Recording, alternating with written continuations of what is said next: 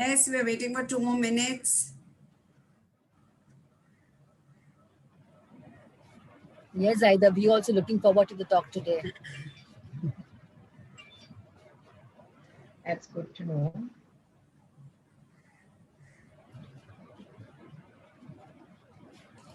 So the Montessori approach is something which people are so unclear about, that this webinar is something we're just waiting to unfold to everyone. Wow, that's great to know.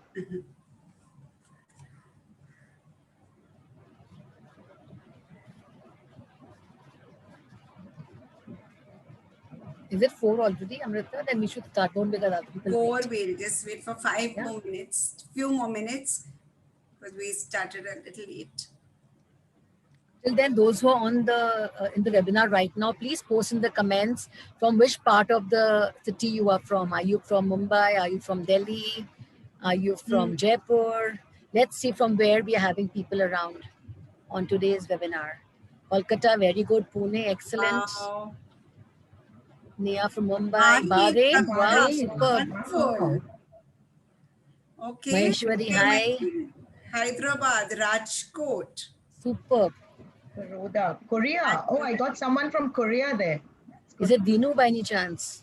Must be. Okay, Karur.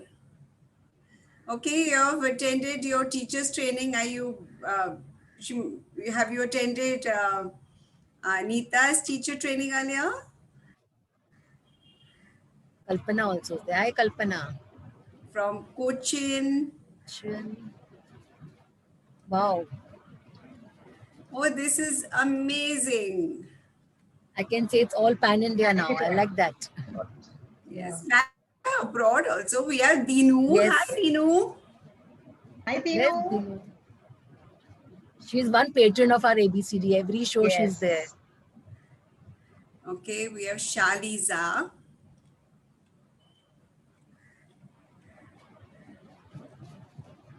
How many else have coming here for more than 2 times? Let's hear on the chat.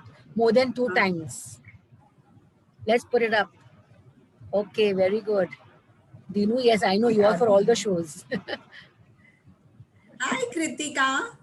My namesake. Her surname is Rajpal, so Okay. we have the same Darshi from name. Rajkot. Hi, Darshi.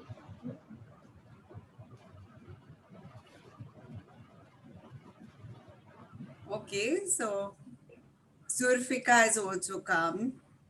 Second time. Very nice. Oh, wonderful. Same here, Dinu. All the way from Bali. Dinu is a pioneer. My pioneer. I started my career with her. So Wow. very special.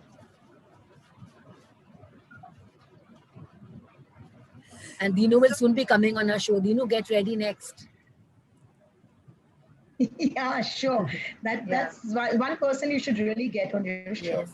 And in fact, even if the others are interested in coming on the Divya Punjabi ABCD is show. there. Hi, Divya. Divya also has to come on our show. Yes, you already approached her. She's getting permission still. Let's hope she can be on our show. I know everybody wants to hear Divya. So in case you feel you have got something to share with the audience over here, please write to us on the abcd6@gmail.com and we'll definitely get in touch with you. The ABCD show 6@gmail.com. So also if there is a topic you want to explore more about, you've already attended a topic, for example, today we're doing Montessori and you want to know more about it, then write to us and let us know and we'll see if we can organize a little more extensive course on it. NEP 2020. Okay, Maheshwari, you want to know more about that? From Saudi. Wow. Yes. Sabina. Okay. I think I'm going to be starting now. Yes. Our introduction video.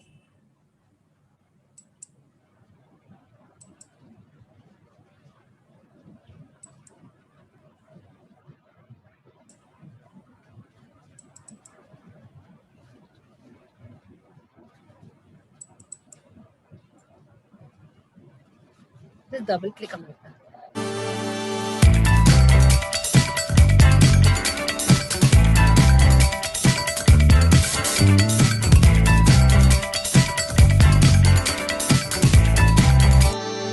Hello, I'm Amrita Rajpal.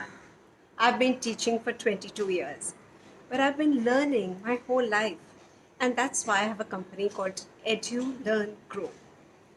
I'm a sports nutritionist. I'm an avid traveler and I'm an active Rotarian. I'm also the territory head for the Early Childhood Association Mumbai. I'm founder EduLearn Grow and co-founder the ABCD Show. Hi, I'm Bela Kotwani, also known as Big B. Big for the size of my heart and B for Bela. A fun-loving person with a great sense of humor and a passionate pickleball player.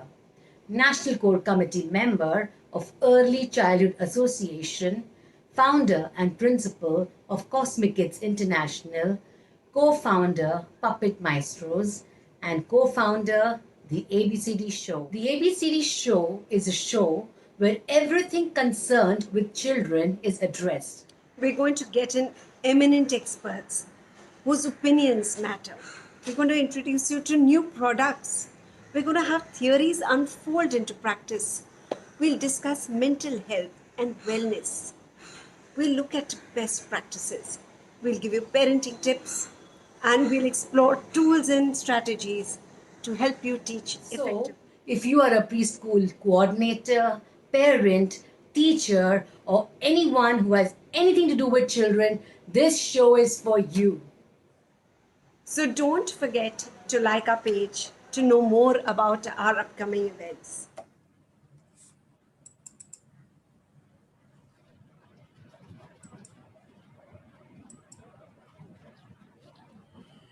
So hello everyone again. And now we want to introduce our expert of today, and that's Neeta Savlani. And we are going to be talking about a topic which is everyone's interest. So let me tell you a little bit about Neeta before we start. So Neeta Savlani is the founder and head of school, Early Childhood Learning Center, ECLC. It's a beautiful center. In fact, I've done a lot of things over there. Thank you, Neeta. And Thank you, Amrita. it's a beautiful environment. So, okay, more about that later.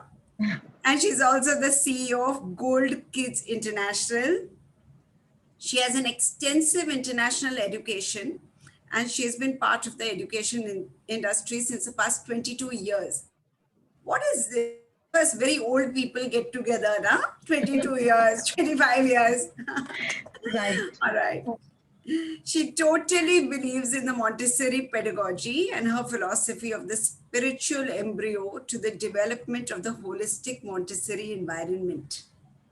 So a place where children are free to choose, they're free to act freely, and the environment is prepared for them to move spontaneously for optimal development. Wonderful. So Neeta, it's wonderful having you here. Thank you for coming. Thank you. Thank you for inviting me to this wonderful show Great. and this wonderful platform that you and Bela have created. It gives all us educators such an opportunity in these times to connect with the world outside. Yes, and welcome Neeta once again. And Amrita, I don't think you should call us old anymore. We are sharing so much knowledge. We are young. We're young people sharing old knowledge. Let's Yes. put it like that. Okay, great. Wonderful. We've just been here forever. That's why. So, yeah, but you're right. We are forever young. Yes. All educators are. So, Neeta, we are going to be starting with what is the main difference between Montessori education and this and conventional education, followed by everybody. Right. So actually, as you know, Montessori is an 100-year-old pedagogy, which is developed, 100 years ago by this wonderful lady called Dr. Maria Montessori. Now, what she believed in, that children can get to optimal learning when they are exposed to a free environment, and a free and an open environment. And that's the main difference between a Montessori environment and a structured environment. In a Montessori environment, we believe in giving children a free choice. So they are allowed to choose whatever they like to do. So at any given time during their working time, they are not told what to do, like how you would do it in a structured environment. So we don't have a particular schedule. We don't have particular classrooms. We don't have, like a particular area, a section where they say, now you do math time, now you do language time. It is during a 3-hour Montessori circle that a child is allowed to go and freely work in an environment, which is prepared very purposefully for a child. It is not that a child is just allowed to randomly move around. Like we have proper 5 areas of learning, which are set up by specialists. I mean, you have to share your PPT also, Rita. We can see and get an idea with that. Yeah, can we just show some of the pictures in the slideshow? Yes, yes, yes. Thank you. Let me share the screen.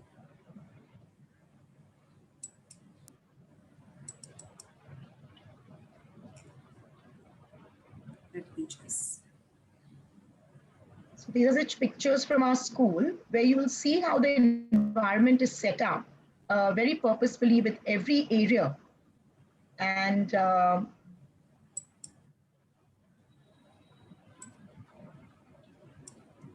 Okay. Can you all see? Yes, we can see. Okay. yeah, so basically, as you can see, this was our school. And we have a multi-age classroom, and we have 5 main areas of learning. We have practical life, we have sensorial, you have language, you have math, and you have culture. So basically, everything that is taught in a structured classroom is the same things are taught in a Montessori environment, but in a free way, in freedom. So in a structured environment, you would tell a child that now you need to do math, now you need to do language work, now you need to do some sensorial work. But in a Montessori environment, we do not tell that. A child is free to choose. So in these main areas of learning, materials are set up by a special directress. As we call a Montessori teacher, we do not call them teachers, we call them directresses. So they have learned the course, they have studied Montessori, and then they guide the children towards all these 5 areas of learning. So basically, we have practical life, which is one of the very first areas and the most important area of learning, very attractive area. And can we just move the slides, Amrita, please? Yes, Neeta, please guide me. Whenever you want to move a slide, I'll move it. So we'll just move to, yeah. So this is practical life. So this is one of the most attractive and appealing areas to children when they come to a Montessori environment. This area is not something that you'd see in a structured classroom. And as the name shows, it's practical. It's everything that a child sees in the real world. And a child is very intrigued, even in the real world, when they see their parents cutting something, when they see their parents pouring something. So we use real materials, like we use real glass. We give them even plastic knives to cut. We use polishing, we use shoe polishing, we use brass polishing. So real life experiences that the child sees around them, we create in a very special way, and we keep it out there in the practical life environment. And this will really help the child to, like, as you can see, the perfect hand-eye coordination. You can see in the pictures, these are children who are just 2.5 years old, and they're completely focused on cutting the banana, or she's pouring from one jar to another. And their eye-hand coordination, their focus is being enhanced. So that is what the practical life area is about. Can we move to the next one, Amrita, please? Beautiful. Yeah, so you can just see in some of these pictures, these are things that the children would have seen their parents doing, like washing clothes, polishing a shoe, packing a bag for a holiday. So that's real life. And they are so much into the work. As you can see in the pictures, look at that girl. She's so happy to pack her own bag. And the child is feeling so great polishing the shoe. So this is what we try to get in a Montessori environment. In the practical life area, we try and connect their eye-hand coordination. We try to improve their muscle skills. We try to sort of really get their focus on all the activities that we have set up for them. So can we move to the next area, please? Yes. Sensorial. Sensorial area is basically working with the 5 main senses of a child. Now, Montessori is really different from other structured education because we work around the five senses, which is a very strong part of a Montessori environment. So all the five senses in early years, like you have sight, hearing, touch, smell, and taste, all these are very specifically worked with specific materials that were designed by Dr. Montessori. So as you can see in this work, one of the children is working with a knobbed cylinder. You know the picture, the first picture right on top on the right-hand side, the children are working with the knob cylinders, and these will help them to enhance their pencils holding skills. So we teach them with the fingers that they actually hold the knobs with these three fingers, and these are the three fingers with the child eventually starts holding the pencil. So that's the preparatory stage of a child that they're trying to use the tactile skills to show them how they're going to write later. And this is also categorizing different sizes, which will show them from small to big, from from tall to short, and things like that.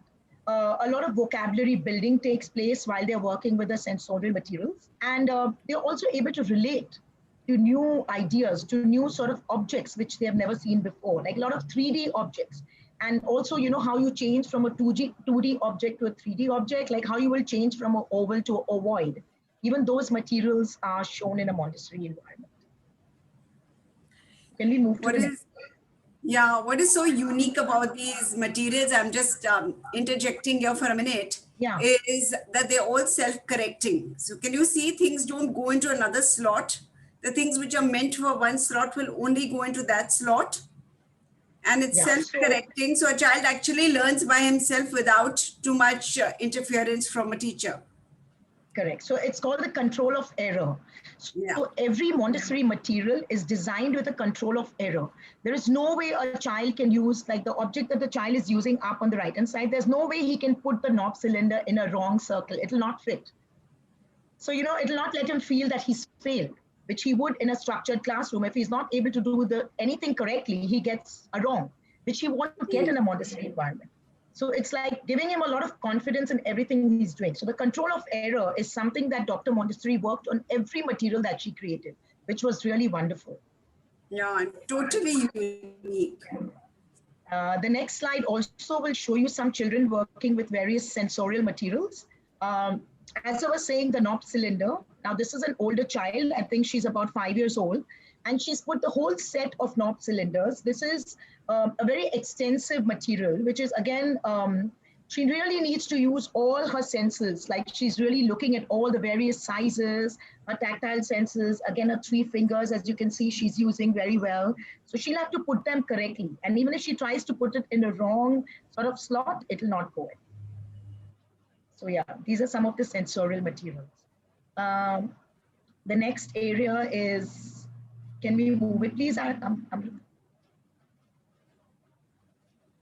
Language. Language in a Montessori environment is a little different compared to a structured classroom. So just like the other areas, they're very special areas and series of materials that we use. A beautiful material that was created, I'll just show you some of the materials I have here. So these are really wonderful sandpaper letters, as we call them in a Montessori environment. Can you see some of them? I don't think anyone will be able to see right now because we're doing a slide share. Right. So as you can see, the child in the first slide, the first picture, he's working with sandpaper letters. And in that, they use their tactile, they use their 2 fingers, and they show them how they need to go through the letter. So there's a specific point that they start right from up, and they go down and they move towards the whole letter. So it's basically the hand and the mind connect. So the complete tactile sense of the child is teaching him how he's going to move while he's writing these letters. So this is really great, and it's permanent learning because every letter has a specific directionality which the child uses to write. And that is a permanent effect on a child's mind while he's using his tactile senses. So he'll go through the letter and he'll actually get a permanent engraving in his mind that this is how the letter is written. So we keep emphasizing on using the sandpaper letters till the child doesn't know how to write. It is very later in a Montessori environment that you'll introduce literally a pencil to the child and ask him to start writing. So we'll first make sure that the child is skills with using the sandpaper letters is very good. And then we will sort of ask him if he would like to go ahead and use a pencil and start writing the letters. We also have the metal insets, which is a great material in the language area. So these metal insets, they have an outline of a particular shape, and they use a pencil and they just make an outline just to show them to increase their muscle skills again. We don't have a picture of that. So yeah, this is a very important material in the language area, the sandpaper letters. Can we move to the next one? Yeah, so in a Montessori environment, we introduce series because a child is very slowly introduced to various sort of phonetic materials. So we would start with the pink series. Now, as you can see, they are beautiful materials, very particularly Montessori. I don't know, she had imagined that children love to see beautiful things. So if you've entered a Montessori environment, like Amrita, you must have seen our environment, we make sure that the environment is very attractive for a child and very appealing to a child. Like the child would like to go and pick up that object and see what it is, to work with it. So just like this, you can see these lovely pink boxes. So these are small little pink boxes which are created with small objects inside the pink boxes, and they're covered and kept on a language shelf. And the child is very attracted to move towards these boxes and to see what's inside. And inside they find, like, 3-letter words, very basic words, where they can use their phonetic skills. As you can see in the picture, we have the top. So we use top. There's an object, there will be a small top which is kept inside the box. And the child loves to sort of create the words with the objects that they see. So we start with the pink series, that is the 3-letter words. And then we move on to the blue series, that is the 4-letter words. So blue series are normally used once we know that the child has finished all the pink series, we move them to the blue series. So the blue series will have all 4-letter words. And then the green series is an advanced series, like you can see on the right-hand side, where we'll teach the child phonograms, blends are introduced with the green series. So a lot of extensive work. Once the child is older, we will be introducing the green series. And all these materials together in a Montessori environment, that is the pink, blue, and green series, together, they will help the child to form sentences to move on to their writing. So they'll help them to do sentence making later on. So all these materials together, we put them together in a Montessori environment, and we teach them how to make sentence writing. Again, there's another material which is called the movable alphabet, which we don't have here in the pictures. The movable alphabet is also a wonderful Montessori material, which the child can move the letters around and then create their own word building. They can make their own words, they can make their own sentences. And all these pink boxes, the blue boxes, the green boxes, together with the movable alphabet, they really help the child to learn a lot. That's very extensive. So you'll see sometimes a Montessori directress would sort of infuse all these materials together. She would use a pink series along with the blue series and a movable alphabet, and she would ask the child to create like many sentences together, create a whole story together. So that's how we move the child forward. Sorry, but Neeta, do you phonic method? Yeah, so all these materials that we use in Montessori, they have their phonics over here. Like, we would use the pink series. Again, like we have the beginning sounds that we use. You can see these are all 3-letter words. So we don't use a specific thing. We use our sandpaper letters along with our series to sort of introduce the phonics to a child. So normally you would not introduce all the phonics in one time. Every week you would introduce a new letter to a child. Correct. Every 2 weeks or 3 weeks, you sort of brush all the letters that you've introduced. And that's what these boxes help us to do. Wonderful. Can we move to the next one, please? Yeah. Oh yeah, we have a lovely picture of the movable alphabet here. So you can see the child is actually this is the movable alphabet I was talking about. They've actually made their name using the movable alphabet. He's written his ABCD using the movable alphabet. The child down there in the green series, he's an older child. I think he's about 5.5 years old.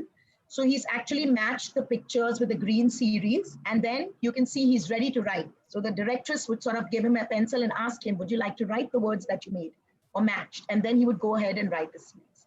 So this is how we move a child forward. Like you can see the 4-year-old child, he's just doing his ABCD. Whereas a 6-year-old child, he's in a very advanced stage. He's doing the green series. So in a same environment, on the same mat, in the same space, you have children with different ages doing different work, and they're all together. So that's a beautiful environment that you'd see going and learning happening at various ages in a Montessori language area. Very nice. Can we move to the next one, please? It's more. Okay, so math again, we have some beautiful materials in the math Montessori area also. So Montessori concepts in math, they're all introduced to a child using specific concrete materials that she had designed. So she always believed that quantity comes first. So a child needs to visually see all the numbers to actually learn the numbers. It was later that she introduced the actual writing or the numbers. So first she always said, let the child see the quantities, let them see the numbers, let them have visual learning. And as you can see in this picture on the right hand side, the child is using the bead stairs. So there's beautiful beads that were created by Dr. Montessori. And, they start with every number has a different color. So the number 1 would be a red bead, number 2 would be a green bead, and so on. So the child would actually put up the beads on that bead ladder that you can see, and he will be able to see the quantity on how number 1 looks just so small and so little as compared to number 10. And as they move forward, the quantity goes on increasing. So the child can visually see how the quantity is increasing. And again, on the left-hand side picture, the teacher is introducing, just like the sandpaper letters, we have sandpaper numbers. Again, using the tactile skills. So the teacher will introduce numbers using their tactile skills. So they will start on a particular point and they will come back. They will go through the letter and they will start learning how to write their number. Everything like from rote counting, number recognition, sequencing of numbers, just like a structured classroom. It is taught, everything is taught in a Montessori environment, but with the help of concrete materials that she used. And these materials are again very, very attractive to the eye. Like we have a beautiful, in the next slide, you will see that we have a beautiful bead, a whole bead sort of cabinet there. I don't know if that slide is, okay, it'll come later. Like you can see over here, the child down in the picture, he's actually learning multiplication. And they're beautiful beads which are set up. So there are beads, a bead, a full chain, bead chain is set up. And he's doing a bead chain of the number 5. So he will put, like if it's 5, if it's 1, 5, it will show him 5. If it's 2 5s, he'll put 2 5 bead chains together and he will get 10. So he can quantitatively see that as he goes on adding the 5s together, how the number becomes bigger and bigger. The beads together look bigger. So definitely the number has to be bigger because it's visually seen by the child. And the whole multiplication is done by using these bead chains, which are beautiful materials. In the up picture there, the child is actually using the hundreds and the tens and the ones and making bigger numbers. So as the child grows up, there's more extensive material that we use. So we have the 100 board, we have the teen board, we have the 10 board and things like that. But the child is introduced too slowly. As per their age is introduced, and then they're taught how they will put the hundreds and the units and the ones together to make a bigger number. As you can see, all the 3 numbers, they're all a different color. So reds are hundreds and tens are blues and ones are greens. So never a child can call number 440 or never a child can call 220 because he knows that they are hundreds. Their red is hundreds. So he will never get it wrong. So that again was a wonderful thing that she thought of while she was creating the material to make the child always correct. The child will always feel like he's working correctly.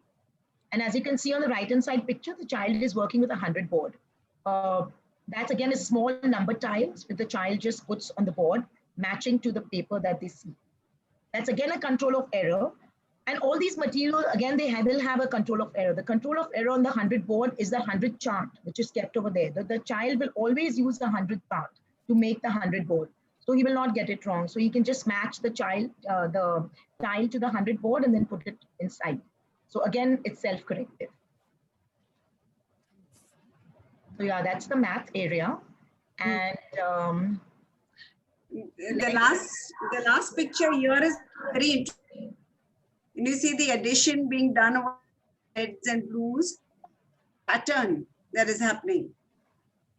Sorry, which one are you talking about? The blue one? Yeah, the red and blue, yeah. Yeah.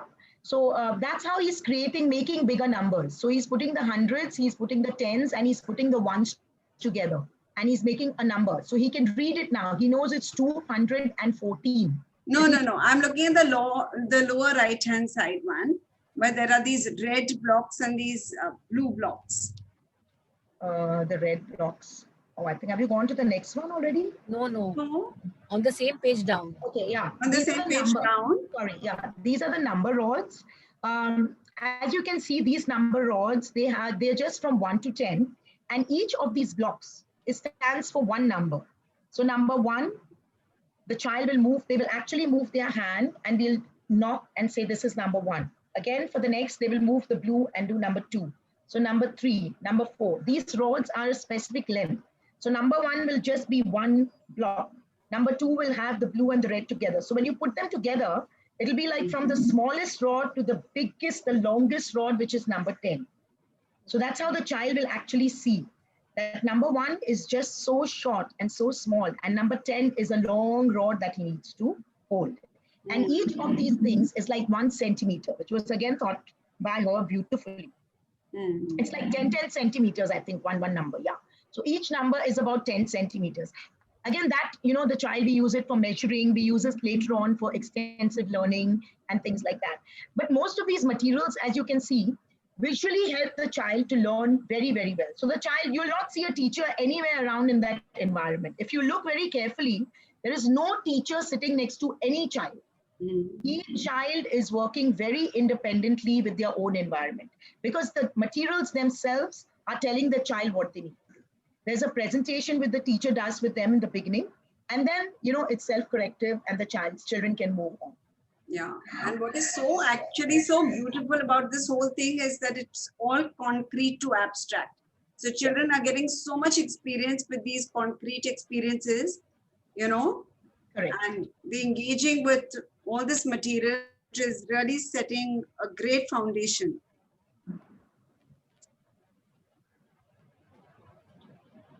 Yeah, so now it's the culture area. A beautiful area again in the Montessori environment. You'll see wonderful maps in this area. You'll see the globes in this area. You'll see the continent maps in this area. So again, this area is basically teaching the child about the whole world, the bigger picture. So we start with the bigger picture. We will do the globe with the child, like the whole world. We will start with that. And then we'll move towards the smaller picture and teach the child about each continent. It's not individually to a time. So in the beginning of the year, we have a beautiful, like you can see the picture. There's a picture there. The child is actually doing the land and water globe. So again, great tactile skills being used because the land is very rough and the water is smooth. So when the child actually touches the globe, he will say, it's rough. And you will tell the child it's land. And when they'll touch the water, it is smooth. So it's water. Great permanent learning for a child to understand that this is the earth and it is covered with land and water. So again, I think it was beautifully made by Dr. Montessori. And, I am always intrigued with the way she created these materials to teach such permanent learnings to these little ones. So we even have 3-year-old kids who come and look at the earth and say, this is land and this is water. And they know exactly what it is because they have learned it with that tactile skill, initially, and that remains with them forever. And once we do the land and water globe, we move on to the continents. We have a beautiful colored globe. I don't think the picture's here. And then again, we would sort of break up the continents into each continent every month and move deeper into the flags, the people in that continent, the food that they eat, and the children just love it. And by the end of the year, you will see that most of these children, they remember and identify the continents with the color. Like both my children have passed out from Montessori schools, again from ECLC in Korea. Today, my son is 27 years old. But even today, I think if you ask him Europe, he tells me, he says, I still remember the color red because the color red is the red color on a Montessori globe, on the colored globe. And that's how permanent the learning is. And it's very easy for them later on, when they grow into higher grades, it's very easy for them to learn about the various continents, the various people who are there, because they identify with that picture that they learned about the globe. Again, in culture area, we move very deeply into identifying the natural characteristics of different animals, the different human parts of the human body, and things like that. So depending on various environments, you would do different things every month with the children. So you can see there's a whole rack of maps over there on the right-hand side, which is again beautifully done. Yeah, these are wonderful pictures of a child doing the world map. And you can see they pick up each and every color of the continent, piece of the continent is picked up. And they will actually, he's an older kid, so he could also do extensive, what he's doing is extensive sort of working with a map. So he's taking each piece and he will be drawing the outline of each continent. And then he'll be cutting it with that matching paper and then sticking it on the world globe. So what this child does there is going to be so permanent for him that I don't think ever again anybody needs to tell him where is an Asia or where is a Europe or, you know, on the world globe. So it's that great. And the little girl here on the right-hand side, landforms is another very important part of the culture area. And they love that. So she's learning about a lake. So you can see she's actually putting water in the middle of a small landform which is created. And she's making her own lake. So she will put the hands inside the water and she will say, this is water. And she will touch the land on all four sides and she will say land. And you know, it's beautiful when you see them actually doing that material because it's so permanent. She knows that in the middle there's water and she's poured the water herself. And then she will actually touch the land on all the four sides. And she will tell you land. And so you teach them lake and you will teach them island. So, you know, you will teach them both the contrast landforms together. So landforms is another part of the culture area that we do with our kids. It's a beautiful way of learning landforms, which I think, you know, normally would be so permanent with little children especially. Yeah, it's a difficult concept and this looks very Easy. It's just made very easy and interesting. Correct, correct. And that's what she did beautifully, I think. Again, in a Montessori environment, special celebrations are very, very an important part. Our birthdays are very, very special indeed. So as you can see in that picture, we have the sun in the middle. We identify the sun as a center body, which is always very, very hot. So the child is not going to come close to the sun. And then we have the 12 months of the year, which are put around the sun. So you would normally tell a child that there are 12 months in a year and, you know, it takes 12 months to make a year. And then how, you know, the earth would go around the sun, which is so sort of monotonous. And so the child would just listen to it. But in a Montessori environment, we would let the child actually hold the globe, the earth in his hand and move around the sun all around these 12 months. So the child will actually go around the sun, walking through these months and understand that the earth is going around the sun for all the 12 months before they're finishing one rotation. That is 1 year for the child. And it's done beautifully. And there's a special song that we sing while the child is moving during the birthday. And we'd say like, the earth goes around the sun, tra-la, the earth goes around the sun, tra-la, the earth goes around the sun, tra-la, the earth goes around the sun, tra-la. Or there's something I sang like for 22 years now, and I still enjoy singing it. And the children just love their birthday celebration. So depending on the number of years, they would walk around the sun. So like if the child is 2 years old, they'd walk around the sun 2 times. That means he's finished 2 years. If the child is 4 years old, they'd walk around the sun 4 times. That means he's 4 years old. And that's how we celebrate our Montessori birthdays. We also show them lots of pictures on how the child changes, how he looks when he was a baby, how the child would look when they're 1 year old, how the child would look when they're 2 years old. So they get a sense that when they finished 1 year, they were so small and tiny. But then when they're 4 years old, they are bigger. They can do different things. And that's, again, a great way for them to understand on the cycle, on their life cycle, on how they grow, on how things grow, on how everything grows. So basically what we try and do in a Montessori environment is we literally show the child everything. It's a lot of permanent and visual learning happening. And festivals, again, like you can see a wonderful picture of us celebrating Christmas with our friends. All international festivals are celebrated in a very special way in a Montessori environment. Yeah? I must say, I experienced this birthday celebration in your school, Neeta. When I come for a puppet show, and I really was awed by it. I said, wow, what a lovely way to celebrate the child's birthday. Yeah, Much yeah. learning for me as well. Yes. Thank you so much. And it's really special indeed because the children love it, the parents love it, and the child is made to feel very special on that day. So yeah, Right. it's a great. These are just some pictures of children again working with the land and water globe, as you can see there. And the beauty of this environment is that you have mixed age groups. So in that, I think it's a 2-year-old girl and a 4-year-old boy working together, and that's great because they sort of learn the teamwork together, and the older kids will learn to mentor the small kids, where the little ones will learn how to go and ask for help with the older ones. So all that happens very beautifully in unison in a Montessori environment. So the mixed age group is another very special part of the Montessori environment that really helps the learning of the children. Nita, what is the right age for a child to start Montessori? Um, Actually, we would start Montessori the different age groups. You can start Montessori at the age of 3 to 6 years, which be the first age. But we also offer infant Montessori, which starts like from 8 months onwards. So you have special schools which offer infant Montessori. Again, there are special materials which are used for infants.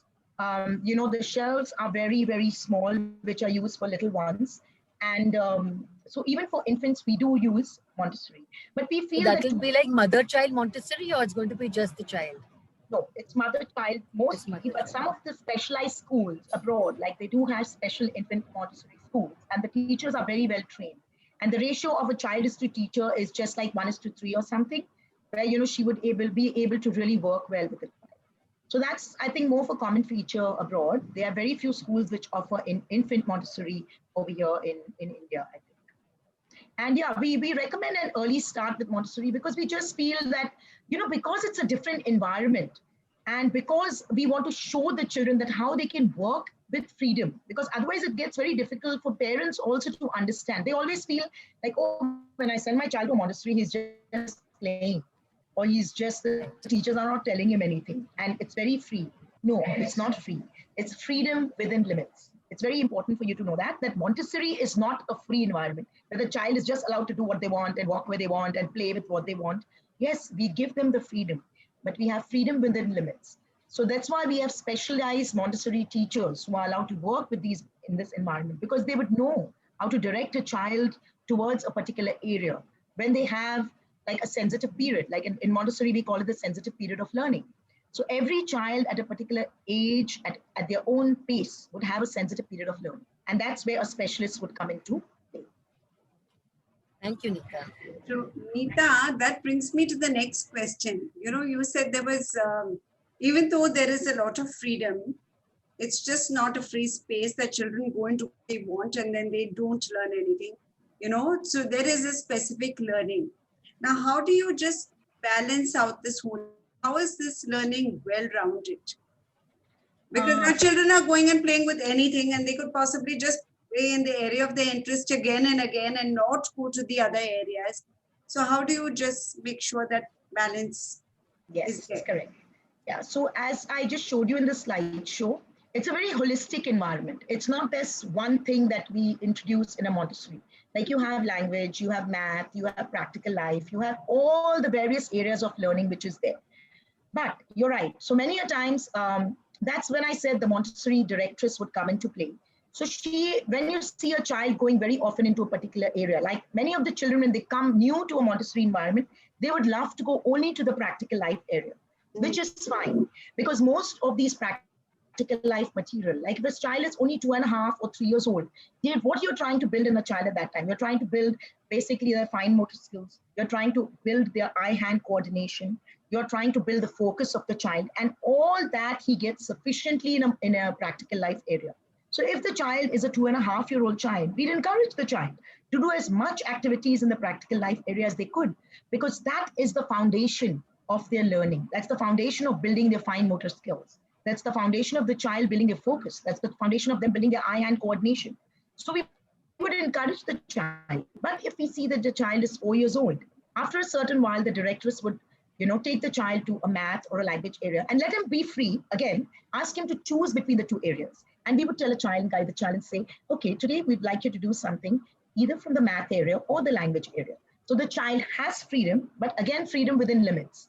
So you'll give him the freedom of choosing anything but with numbers, freedom of choosing anything but with literacy or language.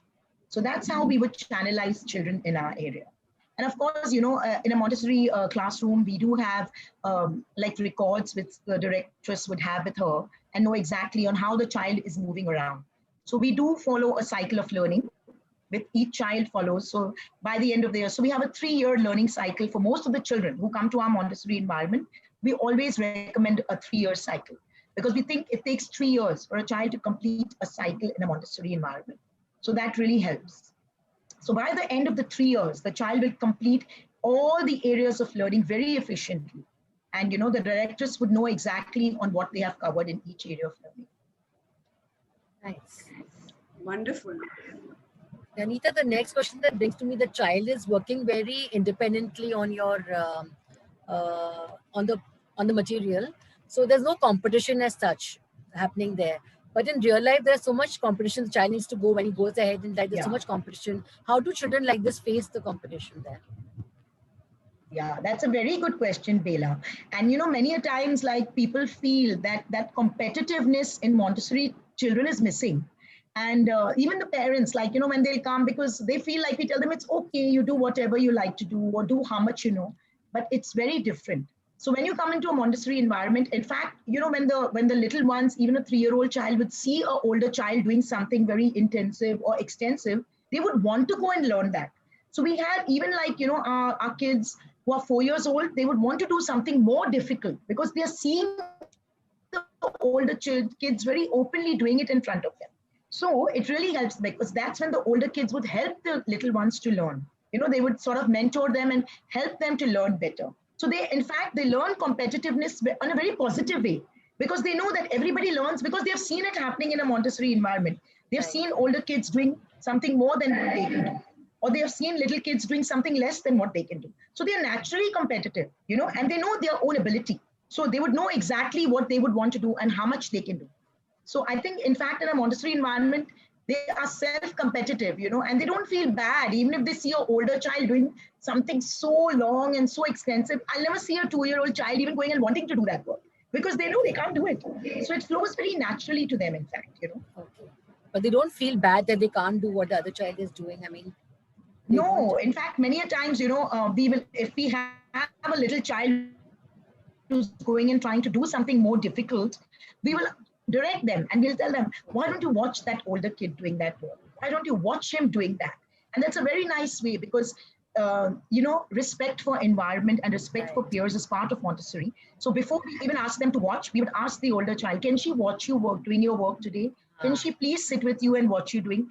So all that is part of learning in a Montessori environment, So that care of self, care of environment, care of the peers, respect and courtesy is also taught while they're doing that. So in fact, they wouldn't feel bad. They were very ready to go and ask, like, can I sit and watch with you?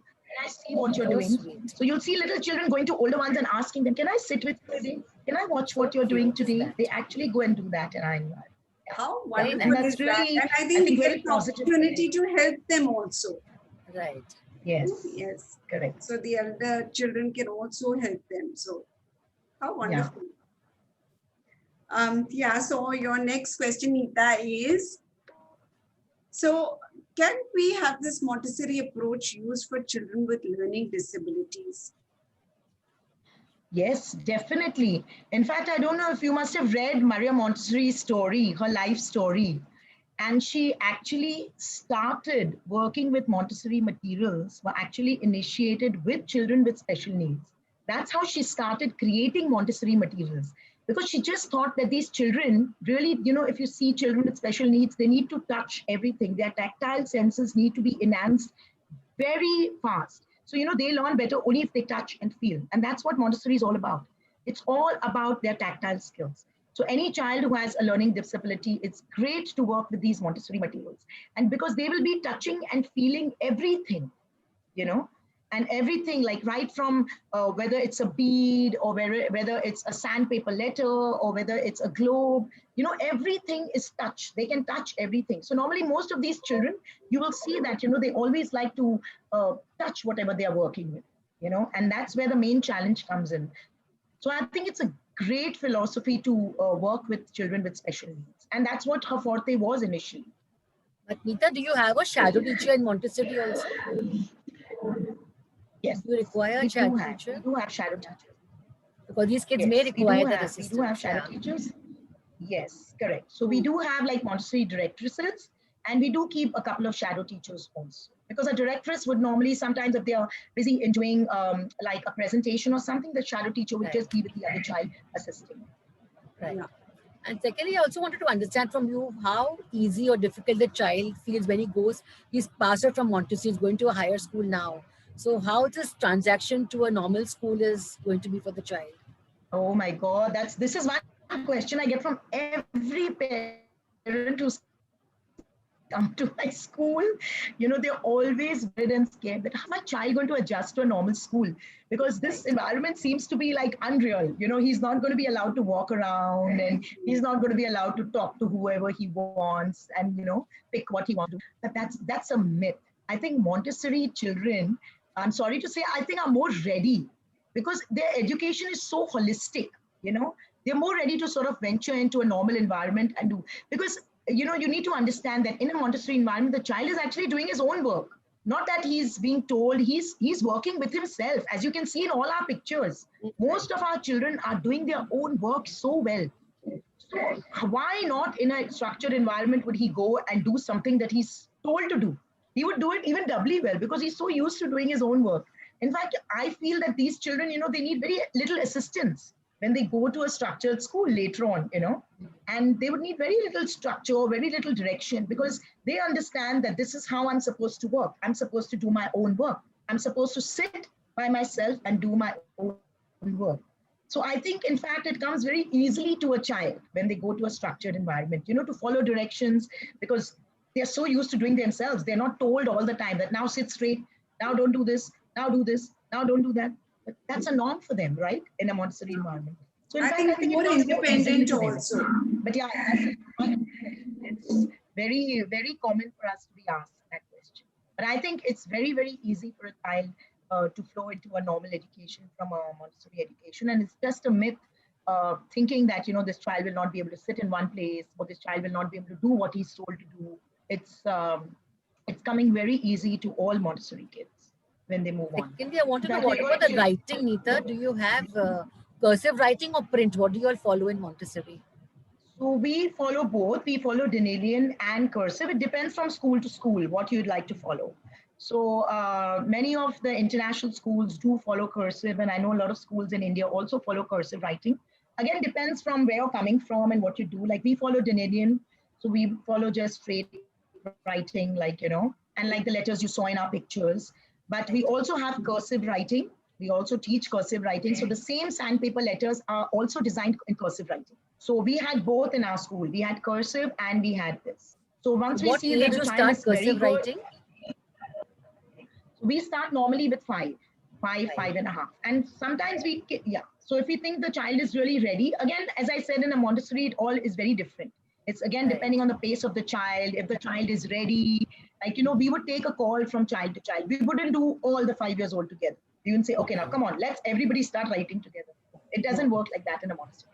Every child has their own pace of learning. Every child's learning is respected, and every child is allowed to move forward with their own pace. So that's what we do in our environment. Yeah, I know. I could see those, the child was making those words, and then he was writing those words down. Yeah. So ideally, what would happen in a regular school is you finish writing this whole page of words, Right. So this is now you're creating your own thing. You make your own words, and now you write your own words. So it is So that child was totally a 5-year-old taking child. responsibility for your own learning. Correct. And that child was, like he never wanted to stop. So again, they're different children. So, that extensive work that he did with the Green Series would have taken him a lot of time. It would have taken him like 20 to 30 minutes. But then the directors would go and ask him, would you like to write these words? And he must have told the directors that, yes, I would like to write it too. So maybe another 20 minutes. So the child must have actually sat and done that work for a whole 40 to 50 minutes, which is a lot of time for a 5.5-year-old child. And on his own will, the directors wouldn't have told him that sit and write now. No, she would have asked him that, would you like to write these words now? And he would have said yes. And that's how you move forward. So again, as I said, pace of the child, very important. Some children would have refused and said, no, I don't want to write, which is fine. We would have respected that too and said, okay, maybe we'll write another day, things like that. Wonderful. I think we've got a lot of questions here. So Nazeen is asking you, do you start with small letters and then capitals, or how is it? Yeah, so in a Montessori, we would always start with small letters first. So always do the small letters first and then move to the capital letters. That's the way we work, yeah. Now, there's another lady called Dreshi Vora. She would like to know, do you feel that in today's time, one should use Montessori method and activity-based learning approach together? Yes, I know many of the schools have started doing that, and they think it works better because, again, as I said, Montessori is a 100-year-old philosophy. It was created 100 years ago by this wonderful doctor. And many schools are trying to sort of tweak, different activities and different sort of ideologies into the Montessori environment, which many people agree with and many people don't. But I feel personally, according to me, it's fine because we also did inquiry-based learning in our school, which worked wonderfully. So inquiry-based learning was sort of fused into our culture area. It was part of Montessori, but it was like doing different inquiries every month. And that was sort of fused into our culture area itself. So that worked very well. So yeah, I think it's fine. It's again a very different individual call that every school can take, whether they would like to do it or not, And yeah, I think this kind of method allows for other things to also come in. It's quite complete by itself, but also allows inquiry to come in, and you could use music and movement, which brings me to that question of Teresa Joseph asked, where do music and movement come into play in Montessori? Okay, so in a Montessori classroom, we have a structured timetable like any other school that we'd follow, and circle time is a very important part of a Montessori day. So you have like a Montessori cycle, which I said was 3 hours, where the child was allowed to work with materials. So in these 3 hours, every day, you will make sure you have a circle time with kids. And during the circle time, it is when you sort of sing songs, you will be dancing with the kids, you'll be singing songs with the children, you will be doing special presentation to your children, age-appropriate presentation to your children. So that circle time in a Montessori day is something which we use a lot of song singing, a lot of movement, a lot of one-to-one interaction, talking about the names of your friends in the class, talking about special events coming up, talking about special days coming up. So our circle time is an important part of the Montessori day, which is mostly part of all Montessori schools. They would always keep a part of the day, which is called a circle time. Yeah. I think most schools are doing it now when the normal schools are doing circle time. Circle time. So that's an important, very important part of their, Yes. Now, Sonia was asking a question if is 4 lines or 3 lines for writing letters and their sounds more appropriate? Should it be 4 lines or 3 lines? Like I think, for us, we basically start only with 2 lines or 3 lines. 4 lines is very extensive. Like using the red and the blue lines is something we do very later in a Montessori environment, And as I said, we focus more on the child sort of using the pencil control and again using, writing the letters correctly and things like that. And then again, start with 2 lines and then move to 3 lines. Just keep it there. I mean, we would really not encourage the 4 lines writing. Maybe that would come later on, much later.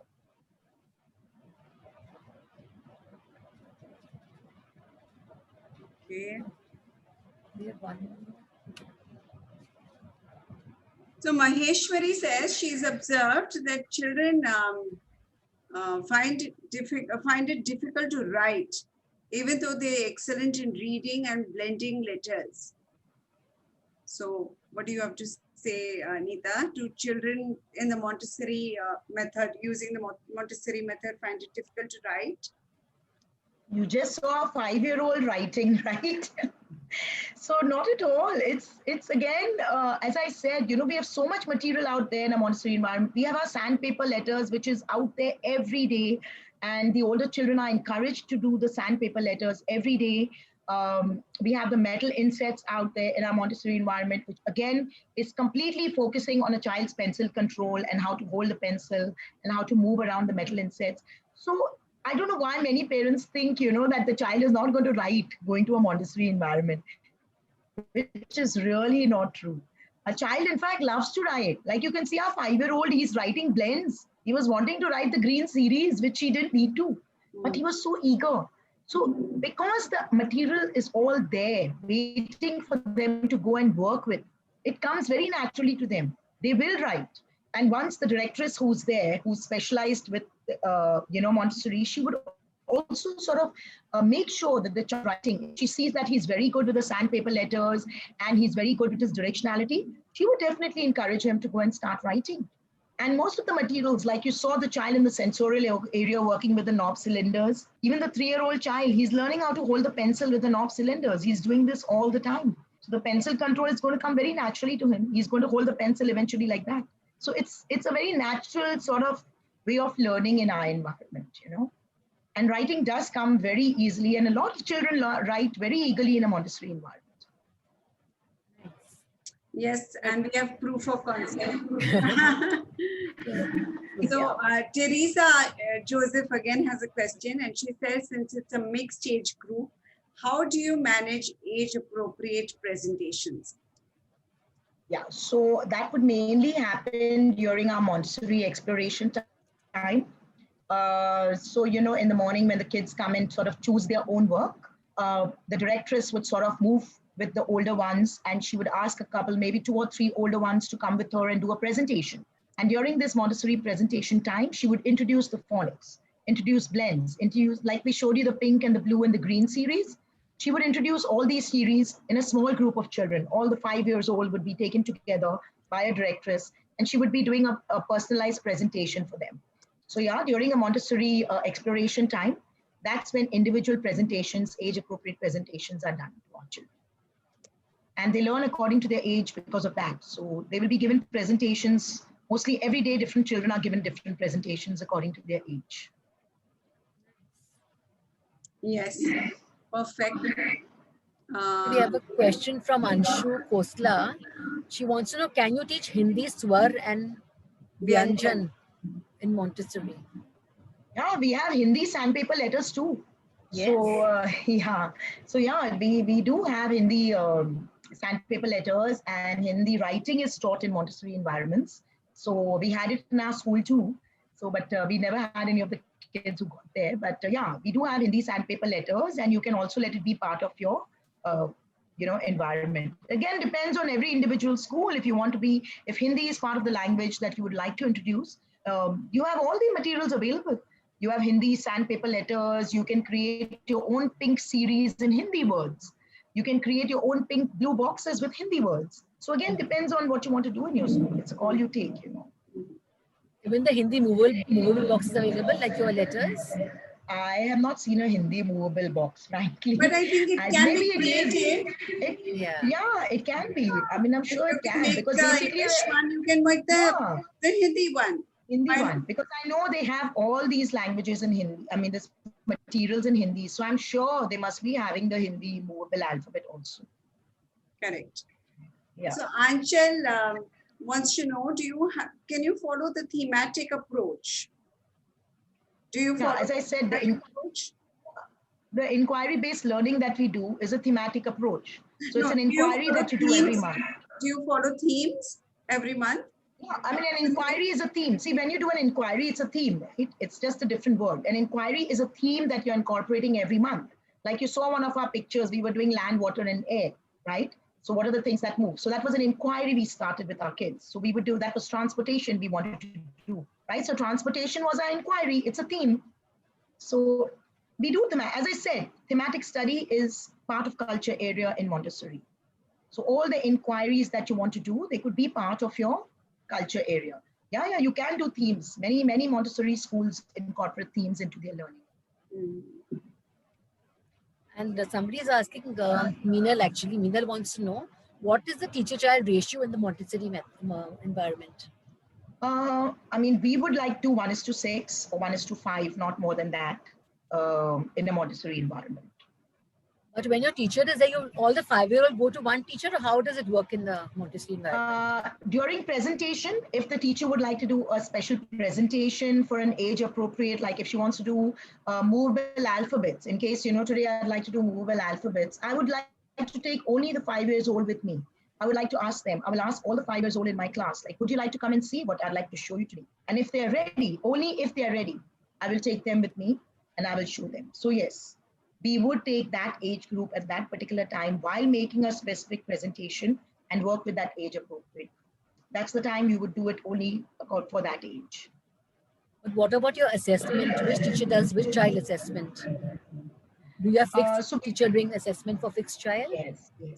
So basically, right in the beginning of the year, you would assign all the teachers with specific kids, depending, like each teacher would get about 5 kids that she needs to assess during the year, or different schools would do each area. Like we did 1:5, we gave one teacher 5 kids. But I know of other schools which do like all the practical, in a practical life area, the teacher assesses all the kids in that area. So she's in charge of that particular area. So again, you could do it differently. Like, each area could be assigned to a different teacher, and she could, sort of assess each child coming to that area and working in her area and assess the child. Or you can just give 5 kids to a teacher, and the teacher has to do the whole holistic sort of, assessment of that child.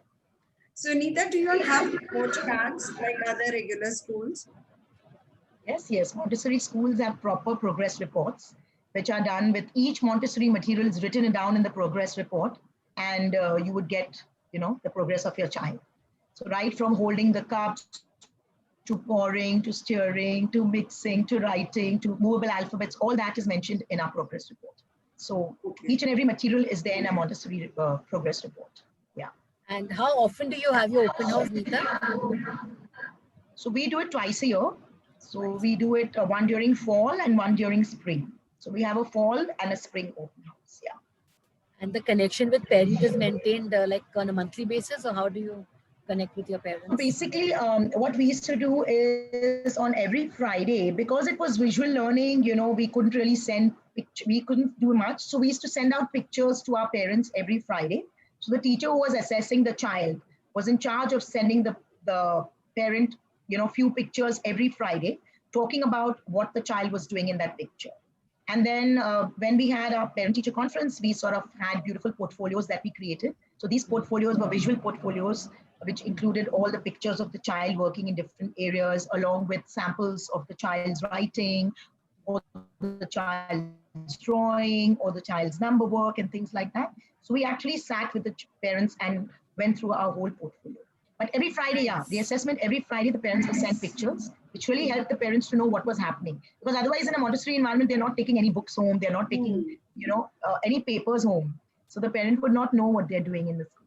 So yeah, we used to do that every Friday. So do you do art and craft and worksheets and things like that also? Yeah, definitely. So again, arts and craft and everything is part of our culture area, which is when we are doing themes, when we are doing different inquiries, they're all incorporated in that. So in case I do I would do Asia. I do China as my country, and I do a Chinese dish. I would dress up as a Chinese person. Everything in my practical life would be red, and things like that. So according to that particular theme, I would sort of change my whole Montessori environment, do a lot of art activities around that, So yeah, art is part of a Montessori. We also in our practical life have a small art area, which we set up, where the children, they sort of just have free colors. They can do free coloring when they want to. So we have, again, limitations for the number of colors they can choose. They would choose 5 colors from a whole box, and they go and sit and do their own coloring. Metal insets, again, they have to choose 3 different pencils, 3 different colors themselves. And they can use these 3 different colors to create beautiful designs with the metal insets. Again, very creative, including their creativity. And art is a very important part of Montessori. So do you have structured art? Everyone making the same, or everyone making the same sheep? Do you all do that? Yes. Yeah, we do that, especially, as I said, during our thematic study, because we have various inquiries every month. We used to make that, sort of part of our thematic study. So maybe once a week or twice in a month, they would all make something together. which is very important. So they would all make, in case I was doing something like transportation, they would all give them different shapes of paper. They would all make their own transportation, So we had given them a lot of, the boxes and all that to make their own transportations. They all made their own transportation with recycled goods. So again, that was part of a group activity that they get together. So as I said, part of the thematic study, during that, we do include a lot of art and craft. And like in our timetable, every day we were covering a different area. On Monday would be language, on Tuesday we do culture, on Wednesday we do math, on Thursday we do practical. So every day we sort of had one particular material that we would sort of make sure that the child does. So, so at least on all the 5 days, we would make sure we are covering all the areas of learning. So that would really help the teachers to know that the child is sort of getting the whole learning every week, Right. Yeah. Okay, Renuka has a question. She wants to know, how does this method work during the pandemic now? Since it's pandemic now, how do you handle it? Yeah. Especially since everything is so concrete. Correct. No, it was very, very difficult. Actually, initially, we were not doing anything because, frankly, Montessori schools are totally against screen time. We do not believe in screen time. And it's not part of the Montessori philosophy at all. And as you said, all the Montessori materials, they're all tactile. They all have to be felt and, things like that. So we found it very difficult. But now what we do is we give demonstrations. So many of the kids who have been in a Montessori environment will be able to relate to it. And as a Montessori school, we also started doing Montessori kits. So many of the children, could come to a Montessori school, not to our school, but to us individually and take a few Montessori materials that we had created and take it home and work with that. So that's what we did. Yeah, but the pandemic was very challenging for a Montessori school. It was not like any other school where we could just sit and give sort of a demo, on screen. It was really very, very difficult. I think, Bela, we've already extended. Right. We have actually. And the questions are pouring in. Right. Maybe later they can ask her on the personal course when Neeta has a course with us. They can connect with her that time. Yes. Yeah. So if any of you would like to attend a course that Neeta is planning to have on the ABCD show on Montessori, an extensive course on Montessori, which would be about 5 days, Neeta? Yes, it'll be for a week, 1 week. For a week. Yeah. All right, a week-long course. And if you all are, please write to us at the ABCD show 6@gmail.com. Thank you, Amrita. And I would like to personally thank Neeta for being here with us on the ABCD show. It was a wonderful listening to you, good experience. We all have learned so much. The way you handle it in your school and how we do it at ours, very different, but we've learned so much from you, Neeta. Thank you once again. And absolutely, like Neeta, just 1 minute, Bela. Yes. I want to tell you that birthday celebration is something I will never forget. Yes, because I think it's such a difficult concept to teach. The revolution and the rotation of the earth, and I think you just did it so beautifully. It was wonderful, and that was not the only thing, but there were so many other things that you gave to everyone. It was lovely. Thank you, Neeta. Thank you. Thank you so very much, Bela and Amrita. Most welcome. Thank you for giving me this opportunity, and it was totally a pleasure to be on the ABCD show. Thank you. Absolutely. Now we have to make the announcement for the next week. We have Rekha Shahani here, who is the founder, principal, Kamla High School, educationalist and change maker, diplomatic secretary of EC and APA, and trustee at SBSS and PGST. And her topic is Education Inside Out. Happy teachers make happy children. So see you all next Wednesday, 4 p.m. our usual time. Until next time, and don't forget to like our Facebook page and our YouTube channel. And secondly, we've started a group on Facebook called the Thought Leaders Group. Please go there and join the group. We'll be exchanging a lot of ideas over there. We will be happy to have all of you in that group with us. Thank you. And it's not about us exchanging ideas. It's about getting ideas from you. We are all part of the same community. So let's have a community of practice together. And that was the purpose of, these webinars. Please come and share your ideas. Come and initiate discussions. Great. ABCD Thought Leaders Group, it's called. On Facebook. I've typed the name also in the comments. Yeah. Yeah. Yeah. To see you all there again. Bye-bye. Till next time. Thank you. Bye-bye. Bye. Thank you, Neeta, and thank you, Thank you. everyone. Bye. Thanks to all the audience. Yes. Thank you.